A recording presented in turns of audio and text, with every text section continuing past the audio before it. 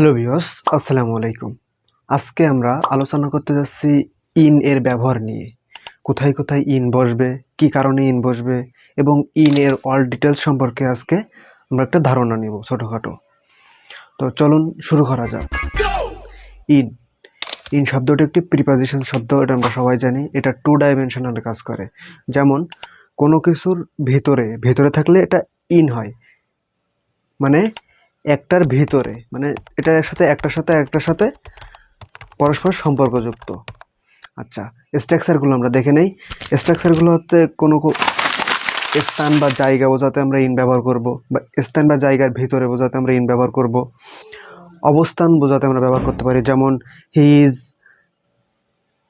Is in the room. He is in the room, সে রুমের ভেতরে আছে। সময় বোঝানোর ক্ষেত্রে ব্যবহার করতে পারি। সময় বোঝানোর ক্ষেত্রে ব্যবহার করতে পারি, যেমন আই ওয়াজ বর্থ ইন 2004। এবং কোনো কিছুর পরিধি নির্ণয় করতেও আমরা ইন ব্যবহার করতে পারি। তা কেমন হবে? যেমন শি শি ইন এনিথিং, যা কিছু একটা পরিধির ভেতরে আর কি নির্দেশ করতে হবে।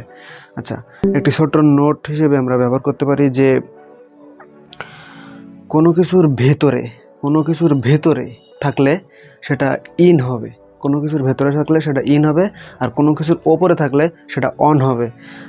সারসংক্ষেপে কিছু ওয়ার্ড জেনে নিই যেগুলো থাকলে আর কি এর ভেতরে বা এর সাথে ইউজ হবে, ইন ইউজ হবে। তো স্থান ইউজ করার সময় আমরা ইন ব্যবহার করব। যেমন ইন দ্য বক্স সময়ের বোঝানোর ক্ষেত্রে। ভাষা বোঝানোর ক্ষেত্রেও, ভাষা বা রং বোঝানোর ক্ষেত্রে আমরা ইন ব্যবহার করব। কাজ বা পেশা এবং ভবিষ্যতে কোনো কিছু ঘটবে এমন কোনো কিছু বিষয়ে আমরা ইন ব্যবহার করব। তো এই ছিল ইন এর পর্ব। আমরা সামনে থেকে ওয়ান এর পর্ব নিয়ে আসবো, তারপরে নিয়ে আসবো ইন, অন এবং অ্যাট এর মধ্যে পার্থক্য। এই তিনটি প্রিপোজিশন বুঝলে আমরা ইংরেজির অনেক কিছু বুঝে যাবো। তো আজকে এই